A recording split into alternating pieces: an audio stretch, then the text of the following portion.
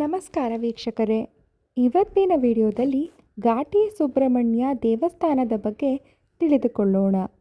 ಘಾಟಿ ಸುಬ್ರಹ್ಮಣ್ಯ ಕ್ಷೇತ್ರವು ಕರ್ನಾಟಕ ರಾಜ್ಯದ ಬೆಂಗಳೂರು ಜಿಲ್ಲೆಯ ದೊಡ್ಡಬಳ್ಳಾಪುರ ತಾಲೂಕಿನಲ್ಲಿದೆ. ಇದು 3 ಪ್ರಸಿದ್ಧ ನಾಗಕ್ಷೇತ್ರಗಳಲ್ಲಿ ಒಂದಾಗಿದೆ. 3 ಪ್ರಸಿದ್ಧ ನಾಗಕ್ಷೇತ್ರಗಳು ಹೀಗಿವೆ: ಆದಿ ಸುಬ್ರಹ್ಮಣ್ಯ, ಮಧ್ಯ ಸುಬ್ರಹ್ಮಣ್ಯ ಮತ್ತು ಅಂತ್ಯ ಸುಬ್ರಹ್ಮಣ್ಯ. ಘಾಟಿ ಸುಬ್ರಹ್ಮಣ್ಯನ ಕಥೆ. ಈ ದೇವಾಲಯದ ಪ್ರಮುಖ ದೇವರು ಕಾರ್ತಿಕೇಯ. ಅವರು ನರಸಿಂಹ ದೇವರೊಂದಿಗೆ ಕಂಡುಬರ್ತಾರೆ. ದಂತಕಥೆಯ ಪ್ರಕಾರ 2 ವಿಗ್ರಹಗಳು ಭೂಮಿಯಿಂದ ಹೊರಹೊಮ್ಮಿವೆ ಅಂತ ನಂಬಲಾಗುತ್ತೆ. ಅಂದರೆ ಸ್ವಯಂಭೂ ಮೂರ್ತಿಗಳು.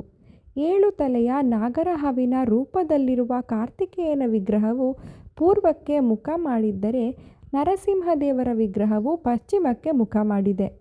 ದಂತಕಥೆಯ ಪ್ರಕಾರ ಸಂಡೂರಿನ ರಾಜನ ಕನಸಿನಲ್ಲಿ ದೇವರು ಕಾಣಿಸಿಕೊಂಡು ವಿಗ್ರಹ ಇರುವ ಸ್ಥಳವನ್ನು ತೋರಿಸಿಕೊಡುತ್ತೆ. ಸ್ಥಳೀಯರ ಸಹಾಯದಿಂದ ರಾಜ ದೇವರ ವಿಗ್ರಹವನ್ನು ಕಂಡುಹಿಡಿತಾನೆ. ನಂತರ ದೇವಾಲಯವನ್ನು ನಿರ್ಮಿಸೋದಕ್ಕೆ ಪ್ರಾರಂಭ ಮಾಡ್ತಾನೆ.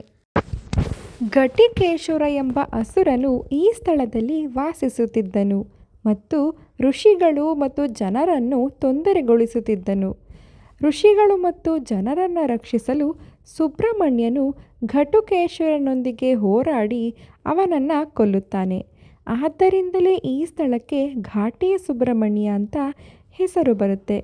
ಸುಬ್ರಹ್ಮಣ್ಯನ ಸ್ವಯಂ ಪ್ರಕಟವಾದ ಅಂದರೆ ಸ್ವಯಂಭೂ ವಿಗ್ರಹ ಇಲ್ಲಿ ಕಂಡುಬಂದುದರಿಂದ ಇದನ್ನು ಸುಬ್ರಹ್ಮಣ್ಯ ಕ್ಷೇತ್ರ ಅಂತ ಕರೆಯಲಾಗುತ್ತೆ.